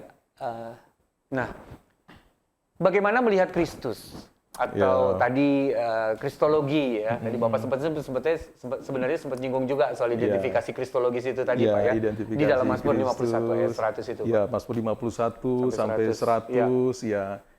Ini menarik ya kalau kita melihat di dalam pembacaan Agustinus ketika, dan saya pikir bukan hanya Agustinus, sebenarnya kalau kita membaca juga Calvin, bahkan mungkin bapak-bapak gereja yang lain ketika mereka membaca Mazmur itu melihat, mengidentifikasikannya dengan Kristus ya. Katakan begini ya, di dalam Mazmur 51 ya, di situ kan berbicara tentang doa seorang yang berdosa gitu ya. Daud ya setelah berzina dengan Batsheba, dan dia melihat, dia bilang ya, bersihkanlah hatiku, kasihanilah aku. Ya Tuhan. Nah, kalau kita melihat di dalam perspektif Kristus, maka kita bisa melihat di situ bahwa hanya Kristus yang bisa membersihkan hati kita dan menjadi bersih, menjadi baru, menjadi bersih. Kalau lompat kembali kepada, ya itu dalam Mazmur 51 ya. Kalau masuk sampai kepada Mazmur 98 atau 99 itu berbicara tentang pemerintahan Tuhan ya. Nah, di situ juga ya kalau kita melihat kan, Kristus itu kan bisa dikatakan sebagai apa ya, yang memerintah atas segala sesuatu. Ya kan ya. Bersama-sama dengan Sang Bapa tentu di antara Sang Roh ya. Ya, tetapi kalau kita melihat bahwa dalam Perjanjian Baru dijelaskan juga bahwa kuasa itu sudah diberikan kepada dia. Nah, kalau kita melihat bahwa bagaimana kita membaca ketika bicara Tuhan itu adalah Raja semesta alam. Maka Kristus pun dia adalah Raja yang memerintah semesta alam bersama dengan Sang Bapa. Dan di dalam pemerintahan itu, dia itulah, maka segala sesuatu itu dibawa kepada yang namanya, kalau bahasa Perjanjian Lama apa? Keadilan dan kebenaran itu saling bercium-ciuman. Ya toh. Itu bahasa yang sangat kuat sekali bahwa di dalam pemerintahannya dia, ya, keadilan, kebenaran itu bercium-ciuman. Artinya apa kondisi seperti itu? Maka di situ kita melihat pergumulan Mazmur 51, terus ada banyak pergumulan-pergumulan, ada tantangan-tantangan, tetapi ada satu masa di mana keadilan, kebenaran Allah itu memerintah segalanya. Dan ketika Kristus datang, dia lakukan itu kan. Kedatangan yang pertama itu sudah menegaskan akan kebenarannya itu memerintah. Puncaknya ketika dia datang kedua kali. Untuk kedua kali, Pak ya. Jadi kita menemukan pengharapan itu. Betul. Justru bukan dalam ruang hampa. Betul. Kita menemukan pengharapan itu di tengah-tengah segala macam penderitaan yang kita hadapi, kehilangan, bahkan ketidakadilan yang dihadapi oleh umat Allah sendiri, gitu ya Pak ya, yang juga kita bisa baca, diungkapkan oleh Mazmur lewat perkataan-perkataan yang tentu saja diinspirasikan oleh Roh Kudus, supaya kita menyadari bahwa memang sebagai umat Allah, kita harus berhadapan dengan banyak hal yang sangat sulit gitu. Betul.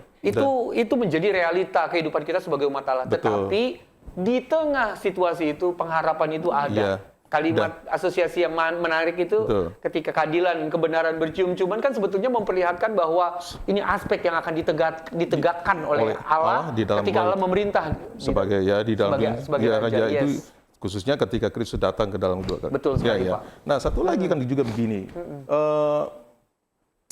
Kita kemudian di dalam Mazmur 51 sampai sampai katakan Mazmur 51 50 ada banyak Mazmur ratapan di situ.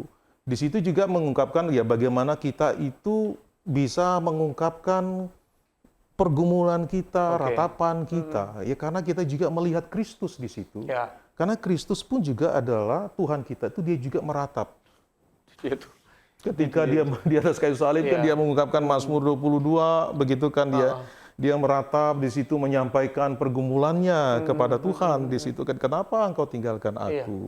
Ya, bahkan kalau kita kemudian lihat dalam pembacaan nanti di Wahyu itu kan, jiwa-jiwa yang yang sudah dia tuh kan bilang tuh sama Tuhan itu bilang begini, Tuhan, kapan kau akan membalaskan kami punya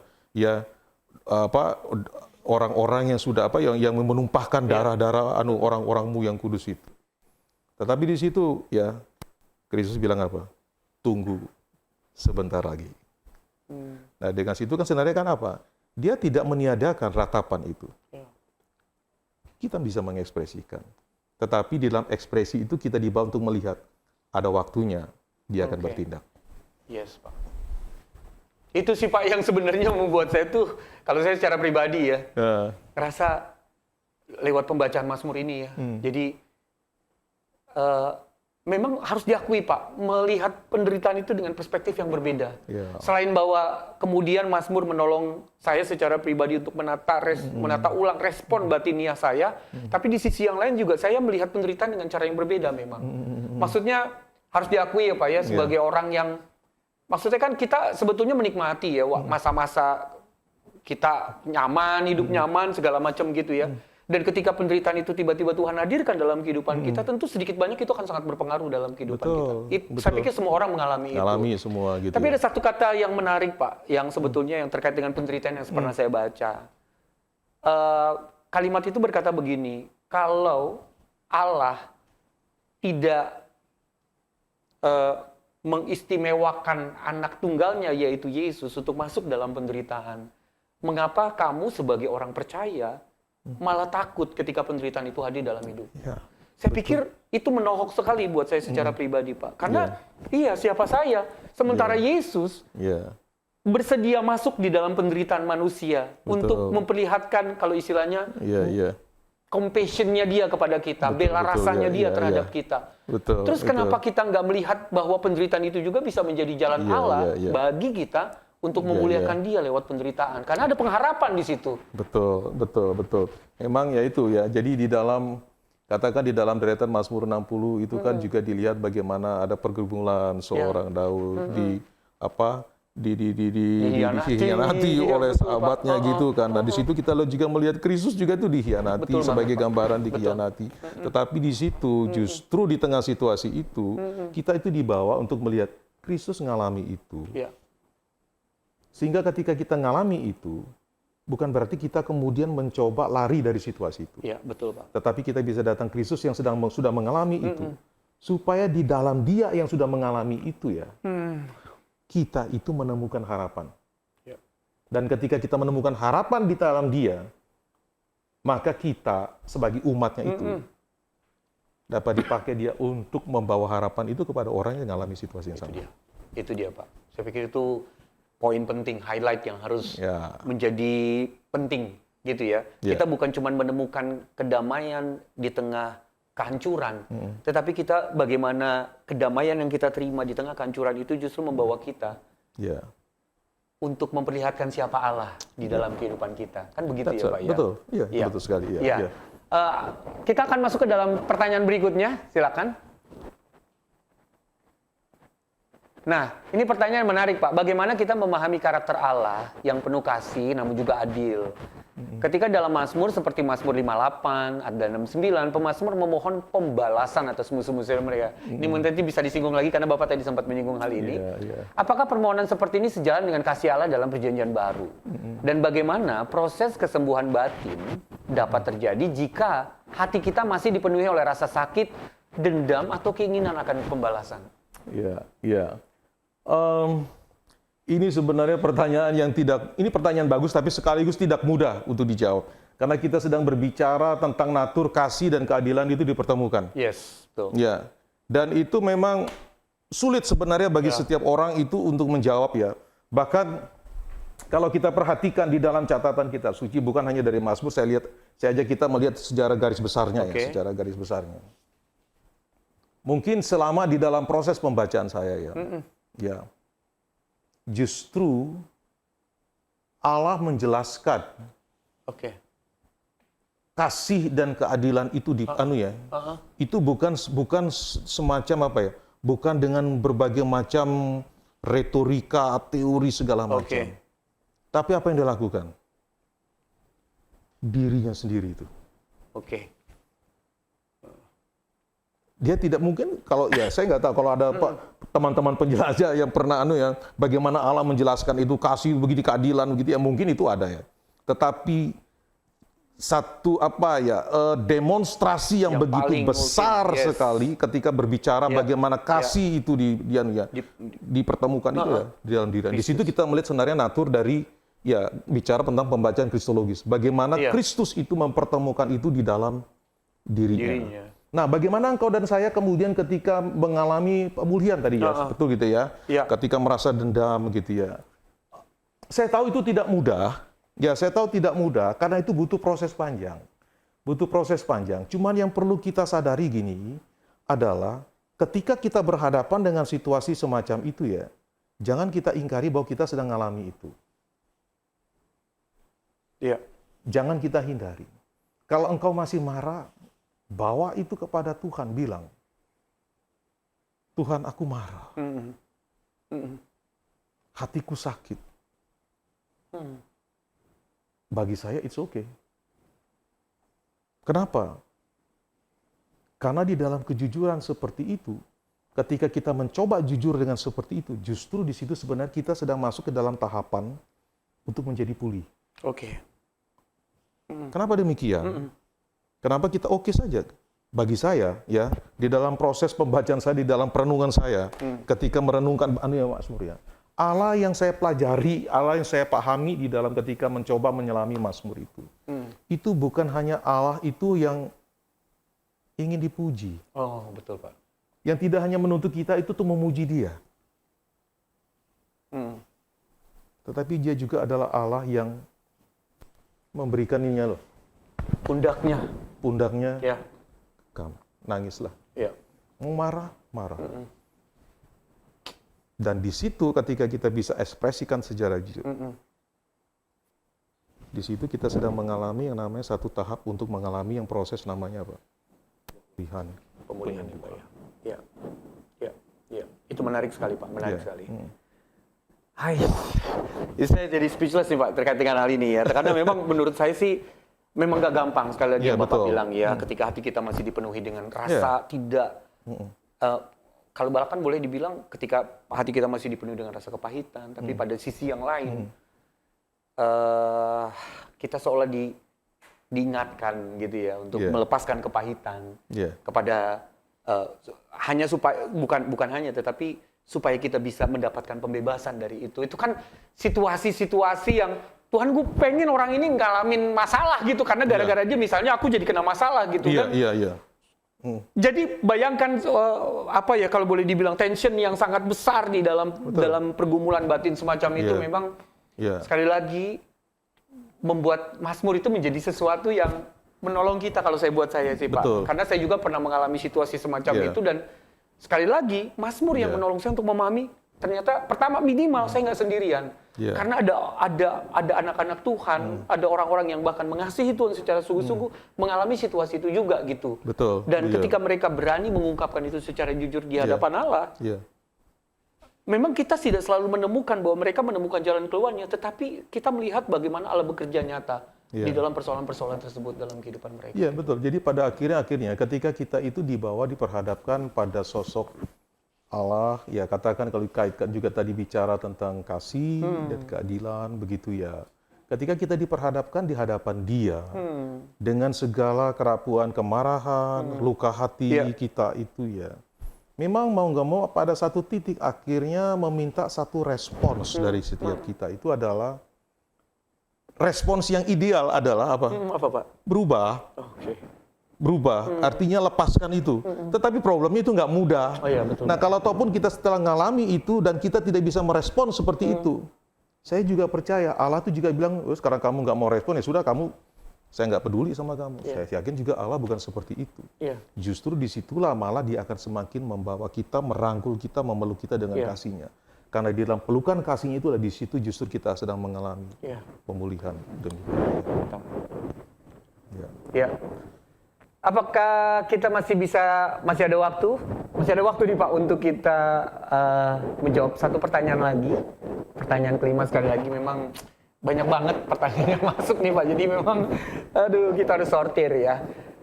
Daud sering mengajak batinnya untuk memuji Tuhan. Apakah ini karena Daud merasa batinnya belum ikut menyanyi seperti yang Daud pujikan dengan mulut dan bibirnya Pak? Nah ini pertanyaan menarik nih. Pertanyaan menarik ini Pak. Ya, banyak juga orang bernyanyi dengan bibirnya tetapi hatinya jauh ya. Iya, betul. Nah itu gimana tuh Pak? Kalau begitu? Iya. Jadi sebenarnya itu sebuah cara gaya bahasa ya seorang pemazmur Daud itu ya, supaya apa ya?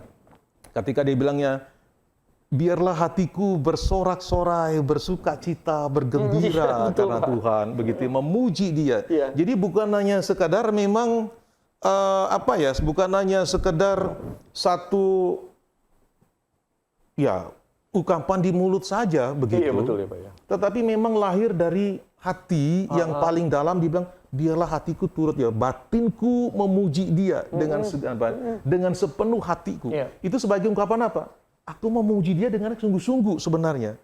Bukan hanya sekedar ya mau bilang asal-asalan juga bisa. Karena ada orang ya, meskipun dia bernyanyi, dia bisa, tapi belum tentu itu lahir dari hatinya yang sungguh-sungguh dia mau memuji Tuhan. Nah, tetapi Daud itu sebenarnya sedang mengajak kita itu, bahwa ketika memuji Tuhan itu bukan hanya persoalan keluar suara dari mulut kita. Hatimu. Hati yang dikeluarkan untuk menyembah Tuhan itu terekspresi keluar dari. Tapi kan nggak semua situasi itu seideal itu tuh Pak. Nah, maksudnya mungkin pertanyaan ini kalau yang saya tangkap, saya ingin batin saya lagi kurang enak. Tapi ini ada ajakan untuk saya memuji Tuhan. Nah, apakah mungkin? Maksudnya apakah ada sebuah situasi yang memungkinkan? Karena saya nangkepnya begini kan, orang bilang gini, munafik tuh, karena lu nyanyi tapi hati lu nggak nyanyi. Tapi buat saya, orang yang berani datang kepada Allah dan mendekati Dia dengan pujian yang sungguh-sungguh kepada Allah, walaupun hatinya berantakan, katakan begitu ya. Sebetulnya buat saya bukan tanda kemunafikan. Koreksi kalau saya salah. Betul. Tetapi lebih kepada bahwa saya memuji Tuhan bukan karena perasaan saya mendukung saya untuk melakukannya. Artinya saya tidak melakukan itu karena based on my perasaan. Karena seperti yang kita tahu, perasaan itu malah sangat manipulatif kan. Begitu ya. Kalau saya hanya berdasarkan pada perasaan saya memuji Allah, maka saya mungkin tidak akan pernah memuji Allah. Karena perasaan saya belum, hampir boleh dikatakan tidak ada yang ideal gitu. Sehingga rasanya kalau ada orang mengatakan saya mau memuji Allah tapi hati saya belum siap, saya pikir teruslah memuji. Tetaplah memuji Allah. Betul. Begitu Pak? Betul. Ini nih ya. Teman-teman penjelajah, di buku ini, di bagian awal ini menarik ini sebenarnya ini. Dikatakan begini ya, Kristen tapi tidak bernyanyi sebuah kontradiksi. Gitu ya? Iya. Tetap nggak mati nggak ya? Iya, betul Pak. Tetap memuji Tuhan di tengah badai, tanda tanya? Yes, betul. Walaupun situasi mungkin di tengah badai, di tengah situasi, di tengah kondisi hati kita yang berantakan, kita nggak bisa memuji Tuhan. Tetapi sebenarnya itulah pujian kita kepada Tuhan. Yes, betul Pak. Penyembahan sejati kalau mau saya katakan pujian sejati kepada Tuhan lahir dari pengenalan kita Kan Allah. akan Allah. Iya. Kalau kita tahu Allah itu kasih, Dia mengasihi kita, Yes. kita akan memuji dengan Iya. segenap hati kita. Air mata yang tumpah saat kita memuji Allah, walaupun tanpa ada suara atau lirik apapun, itu adalah pujian yang sangat berarti bagi Allah gitu kali Pak ya. Betul. Itu namanya song apa ya? The silent song. The silence. Ya, silent song before God. Yes. Dan bagi saya, siapa yang menerjemahkan nyanyian hening seperti itu? Hanya Allah. Pak. Roma 8 bilang siapa? Allah turut bekerja. Roh Kudus yang bekerja di situ. Yes, betul. Yeah. Jadi dengan kata lain saya ingin kita berdua ingin mendorong Betul. teman jelajah yang nanti mungkin akan menikmati Ya. bagian demi bagian dari kitab Mazmur pasal 51 sampai 100 mungkin akan sampai pada titik di mana yang keluar bukan lagi kata-kata. Ya. Ketika penderitaan, ketika pergumulan, pergulatan itu begitu menyiksa, begitu berat.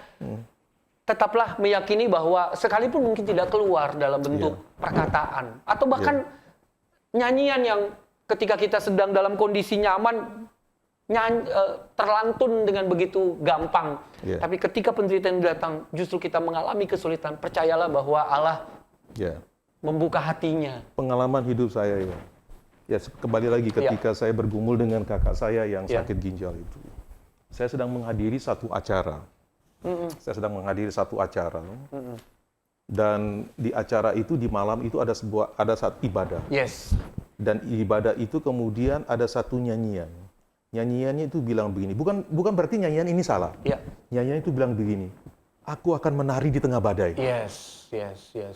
Dan ketika nyanyi itu dinyanyikan oleh worship leadernya, pemimpin pujiannya, terus terang, saya nggak bisa nyanyi. Karena kenapa? Saya sampai bilang begini, Tuhan bagaimana aku bisa menyanyi lagu ini karena aku sedang berada di tengah badai. Saya nggak bisa nyanyi. Tetapi bagi saya, tetesan air mata saya, hati saya bilang, bagaimana saya bisa bernyanyi tengah situ? Bagi saya itulah nyanyian kita kepada Tuhan. He knows, dia mengerti. Aduh, Pak, ini banyak banget pertanyaan, tapi sekali lagi waktu yang memaksa kita untuk berhenti dan saya yakin bahwa percakapan ini sebenarnya kalau mau dilanjutin bisa panjang banget. Jadi sebelum kita mengakhiri, Bapak akan berdoa menutup acara ini, tapi bolehkah Bapak memberikan beberapa poin penting terkait dengan apa yang kita bahas pada malam hari ini supaya bisa dibawa pulang oleh teman jelajah semua?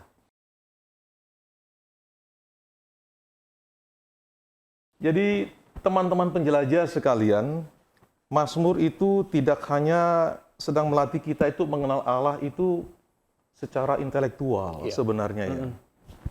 Tetapi Mazmur itu sedang membawa kita itu untuk mengalami dia, untuk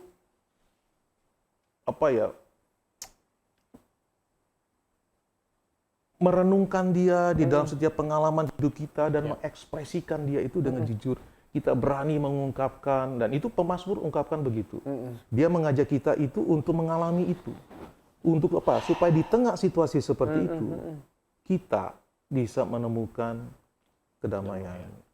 Meskipun kadang sebenarnya damai itu bukan berarti situasi itu berubah. Tetapi di tengah situasi yang penuh dengan kehancuran itu, kita bisa menemukan damai. Terima kasih, Pak. Saya yakin teman-teman penjelajah menangkap pesan penting dari pembahasan kita pada malam hari ini dan bisa membawa pulang poin-poin yang tadi sudah kita bahas. Dan dengan hormat, bolehkah saya minta Pak Pendeta Roni untuk menutup acara ini dalam doa pada malam hari ini? Mari kita berdoa, teman-teman penjelajah sekalian.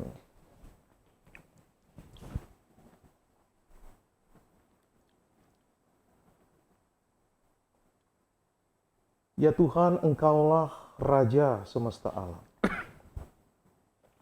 Di dalam pemerintahan-Mu sesungguhnya tidak ada satupun yang luput dari pengawasan dan pengamatan-Mu. Engkau tahu situasi hidup yang kami alami sebagai manusia yang dipenuhi dengan kerapuhan. Kami rapuh oleh karena kami adalah manusia-manusia yang telah jatuh di dalam dosa. Iya. Kami rapuh oleh karena situasi-situasi kehidupan yang terus menekan kami, mendesak kami, bahkan mendesak kami sampai ke batas ujung dari kekuatan kami sendiri.